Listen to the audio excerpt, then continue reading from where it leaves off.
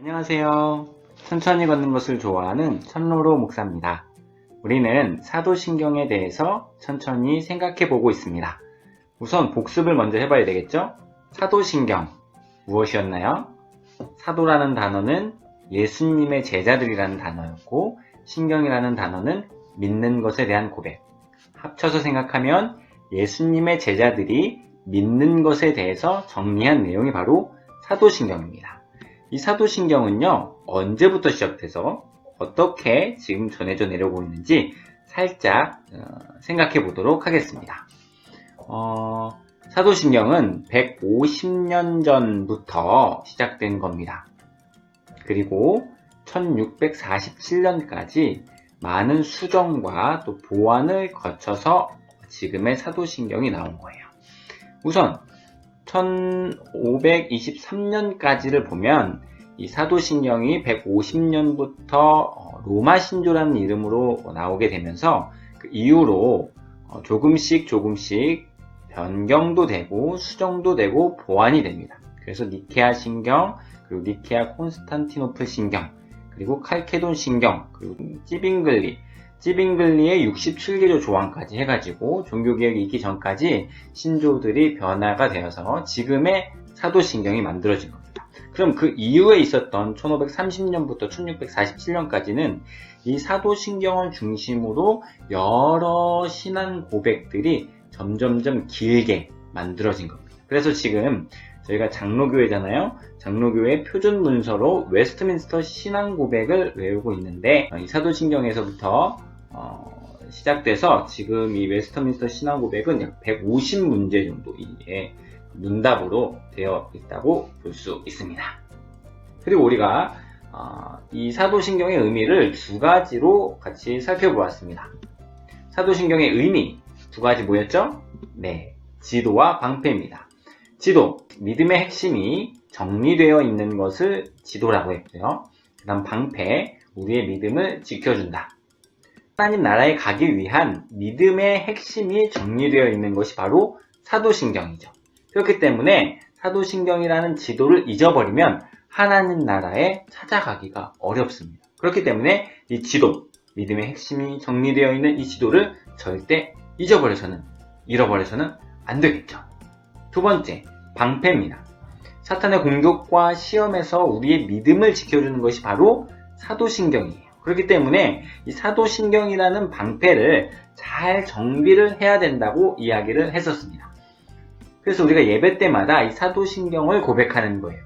이 고백을 하는 이유는 우리의 이 방패가 허술해지지 않도록 노력하는 것이기 때문입니다.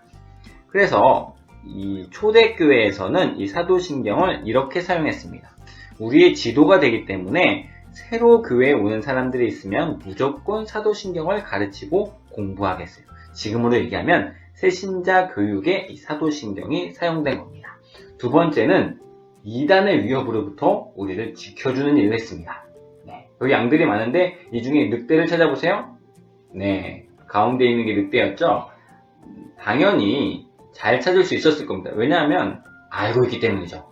사도신경을 제대로 알고 있으면 이단의 공격을 막아낼 수가 있습니다. 이렇게 우리가 사도신경에 대해서 잘 생각해 보았는데요. 오늘은 사도신경이 어떻게 구성되어 있는지 살펴보도록 하겠습니다. 그냥 쭉 외우죠. 혹은 쭉 읽거나 그러면 상당히 긴 내용이기 때문에 무슨 내용인지 잘 인지하지 못할 경우가 많습니다. 그래서 오늘은 아주 쉽게 제가 세 가지로 구분을 해주려고 합니다. 힌트가 벌써 옆에 나와 있죠. 세 가지는 바로 하나님, 예수님, 성령님 이렇게 세 부분으로 나뉘어진다는 것입니다. 먼저 하나님에 대한 내용.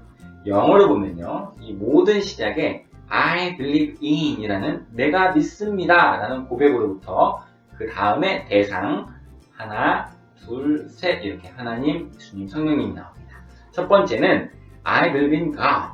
네, 나는 하나님을 믿습니다 라는 고백입니다. 그 하나님의 무엇을 믿는가에 대해서 사도신경은 이렇게 고백합니다. 세 가지 단어로 이야기할 수 있는데요. 전능하시고 천지를 창조하시고 우리의 아버지가 되신 전능하신 하나님, 전능하신 하나님의 가장 큰 능력은 바로 창조주이신, 이 모든 것들을 만드셨다는 게 가장 전능하시죠. 그리고 그 전능하신 하나님이 우리의 아버지가 되신다. 나도 만드셨다. 그렇기 때문에 하나님이 나의 주인입니다. 라고 믿는 것. 이것이 바로 사도신경의 첫 번째 고백입니다. 두 번째는요, 예수님에 대한 고백입니다. I believe in Jesus Christ. 나는 예수님을 믿습니다. 예수님의 무엇을 믿냐면 독생자, 동정녀 탄생, 고난받으심, 십자가의 죽으심, 부활하심, 승천하심, 다시 오심, 그리고 심판하심을 믿는 것입니다.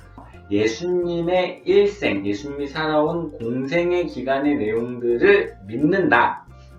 이렇게 고백을 하고 있습니다. 그래서 목사님이 준비를 했습니다. 여러분들에게 예수님의 일생에 대해서 다 같이 아주 빨리 어떠한 삶을 사셨고 우리가 무엇을 믿어야 되는지 생각해 보도록 하겠습니다.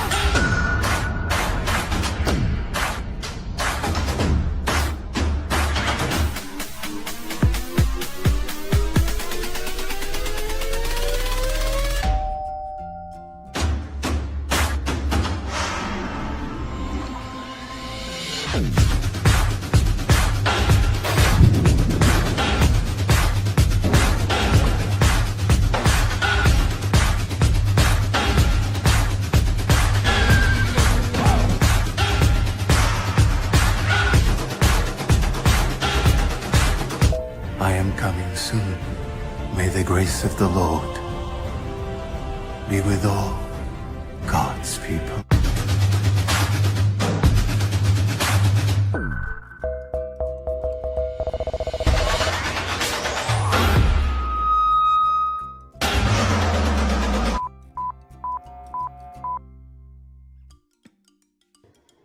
네, 잘 보셨죠? 여기서 문제를 내겠습니다. 예수님의 생애가 사도신경에 잘 요약되었다고 했는데 그 요약된 것 중에 없는 게 있어요. 무엇일까요? 그것은 바로 예수님께서 일으키신 기적입니다.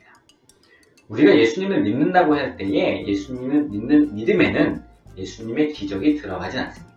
핵심적인 내용이 아니라는 것이죠. 우리의 삶의 문제를 해결해 주시는 분 당연히 예수님이시죠. 하지만 예수님은 우리의 인생의 문제를 해결해 주시기 위해 오신 것이 아닙니다. 영혼의 문제를 해결해 주시기 위해서 오신 것이고 예수님께서 이 땅에 오셔서 십자가를 지시고 죽으시고 다시 부활하심으로 인해서 우리의 영혼, 지옥에 갈 수밖에 없었던 우리의 영혼이 다시 구원받는 은혜를 경험할 수 있게 된 것입니다. 그래서 우리는 그 예수님을 믿는다라고 사도신경에서 고백을 하고 있습니다.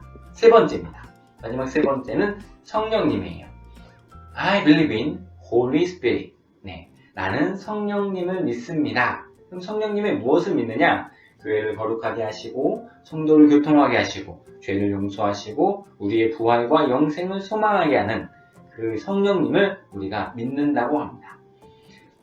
성령님은 눈에 보이지 않기 때문에 성령님을 믿을 수 있는 근거는 예수님과는 조금 다르게 예수님은 눈에 보이시게 오셨기 때문에 예수님의 생애를 설명하셨지만 성령님에 대한 설명은 첫 번째로 나온 것이 바로 교회였습니다. 눈에 보이지 않기 때문에 교회를 통해서 성령님의 역사를 알아볼 수 있게 되고 또 교회에 함께하고 있는 성도들을 통해서 성령님의 역사가 나타납니다. 그래서 성령을 믿사오며 라고 하면서 시작되는 단어가 바로 거룩한 공회와 성도가 서로 교통하는 것과 이렇게 시작되고 있는 것이죠. 이것을 우리가 잘 기억한다면 교회와 우리 성도들을 통해서 성령님을 믿는다라고 고백할 수 있는 것입니다. 결국 사도신경은요, 예수님의 제자들이 믿고 따랐던 하나님, 그리고 예수님, 성령님에 대한 이해와 소망을 성경의 내용에 근거해서 핵심적인 내용을 잘 정리해 놓은, 그래서 우리가 지도라고 할 수 있는 겁니다. 이 지도를 잃어버린다면 천국 가는 길도 잃어버리는 것이 될 것입니다. 만약 그 내용을 잃어버리진 않았지만 잘 외워서 암송은 할 수 있는데 무슨 뜻인지, 그것이 나에게 어떤 의미인지 잘 모르겠다, 긴가민가하다 라고 한다면 사도신경이 우리의 방패가 될 수가 없는 거예요. 왜냐면 방패는 방패인데 가지고는 있는데 이게 허술한 거죠. 막 너무 약하고 구멍이 막 나 있는 거예요. 그래가지고 공격을 당하면 막아낼 수가 없는 허술한 방패가 되어서 우리의 믿음을 지켜줄 수 없게 됩니다. 그렇기 때문에 지도를 잊어버리거나 방패를 손질하지 않으면 신앙생활을 하다가 당황을 하게 됩니다. 넘어지게 되고요. 교회에 오는 게 싫어지죠. 말씀 읽는 것도 싫어지고 기도하는 것도 싫어지고 찬양은 듣지도 않습니다. 그렇게 조금씩 그렇게 조금씩 믿음을 잃어버리고 결국은 천국 가는 길목에서 방황만 하게 될지도 모릅니다. 그렇기 때문에 정신을 바짝 차리고 전롤로의 크레센도 사도신경 이야기를 쭉 따라오면서 우리가 믿는 바가 무엇인지 진심으로 고백할 수 있는 노력이 여러분들에게 있기를 소망합니다. 지금까지 천천히 걷는 것을 좋아하는 천롤로 목사였습니다.